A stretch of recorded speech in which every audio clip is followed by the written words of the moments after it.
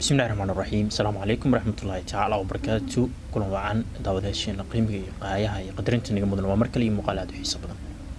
بلسان كحسوسي هل كان نجا داونيس وبرتان يوتيوب وكلنا هاي أهل الصومالي أوفيشيال. سيدا كلو حنا نجا داون كرتا برتان فيسبوك وكلنا هاي أهل الصومالي فيسبوك.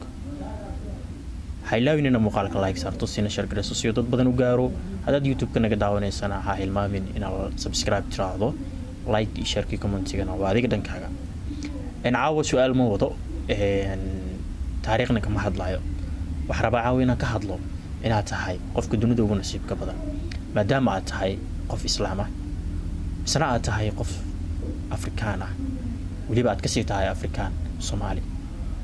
موقت هاي إن هاي صومالي ولينا هاي قف هستا دلك عنديه كرنو ودلك دون دو نصيبك إيا قيراتك يولي بقى maxaan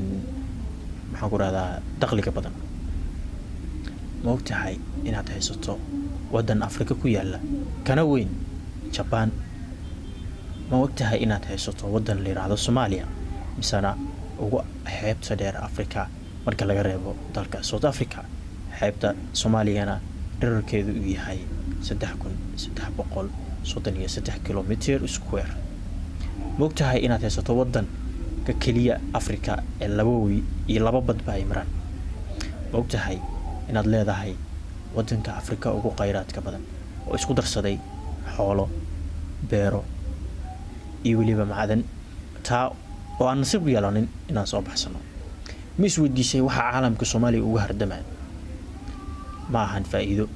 وأديك كهرب هو فائدة أسوق وقوقب ما لا صوتها marka aad ka faanto dalkaaga iyo jiritaankaaga iyo dadnimadaada iyo waxa adiga aad leedahay inaad tahay qof qasaarada ugu weyn waxa ay ku soo gaartay marka aad ka faanto ama aad ogaan weyso waxaad adigu tahay ogsoonow waxaad adigu tahay si dadka ay ku ogaadaan waxa adiga aad tahay adna aad u ogaatid maqaamka iyo mansabka aad ku leedahay bulshada waayo caalamka kama jiro wadan beero iyo xoolo iyo maxaan ku raahdaa waliba waxa anaga ah heesano isku darsaday oo rab ha ahaado iyo wadanka doona ha ahaado balse ogsoonow waxa adiga aad tahay markaad ogaatid ayaad ogaanaysaa ama dadku ogaanayaan waxa adiga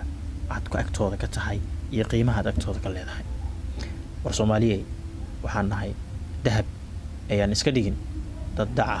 oo waliba dunida inteeda kaleeta dawarsada moogtahay Soomaalida maanta dunida caalamka ku nool inay yihiin dad inta badan u hamiya una hanqaltaaga sidii ugu soo laabo lahaayeen dalkooda hooyo mar walbana hiyiga laabta ku haya ogsoonow inaad tahay Soomaali ogsoonow inaad tahay qofka dunida ugu nasiibka badan aad waa maasantihiin